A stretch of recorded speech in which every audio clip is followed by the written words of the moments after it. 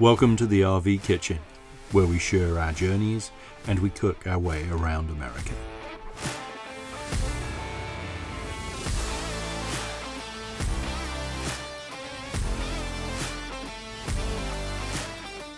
Today's journey takes us from Fort Casper in Casper, Wyoming, to the Angostura State Park, just outside HotSprings, South Dakota.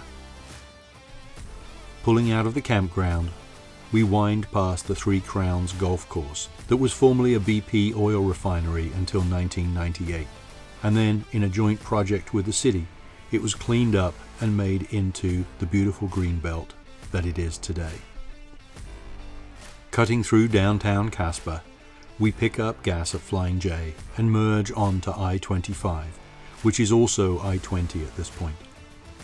For the next 60 miles, it's I-25 all the way to Orrin, passing through the rolling prairie and not very much else.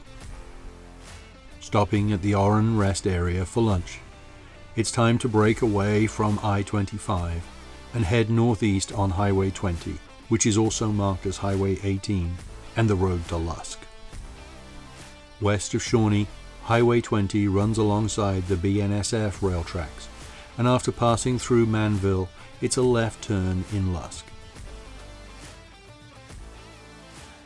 Highway 20 Pure splits off to the right, but we stay on Highway 18 and Highway 85, cross over the railroad tracks, and head out of town. The next 45 miles is a patchwork of red and pink road, a product of locally quarried rock used in the blacktop, and of course, more green rolling hills. It is about 90 miles west of Angostura State Park, which is just outside of HotSprings. It has been, I've got to say, a boring drive across the Wyoming plains, and only now is it just beginning to move into interesting landscape.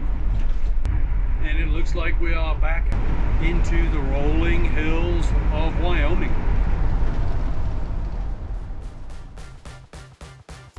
At the split of Highway 18 and 85, we turn right to stay on Highway 18 and then head back east towards the border with South Dakota. It's just 8 miles when we cross the state line and enter the Buffalo Gap National Grassland. This is the second largest national grassland in the United States and covers just over 500,000 acres. At the junction with 89, we keep right towards HotSprings and then keep right again to go south of the town before connecting with Highway 385 and then with Highway 79 at Maverick Junction. Cross over the Cheyenne River and past the local airport before turning off onto Local Road 2A and winding our way into Angostura Recreational Area. If you'd like to watch the entire time-lapse of this journey, there's a link in the comments below. Thanks for joining us. Be safe, share the road, and enjoy America from the less traveled highways and byways. You can catch us in the kitchen at rvkitchen.tv on the web, or follow our journey on Facebook and social media as we cook our way across America.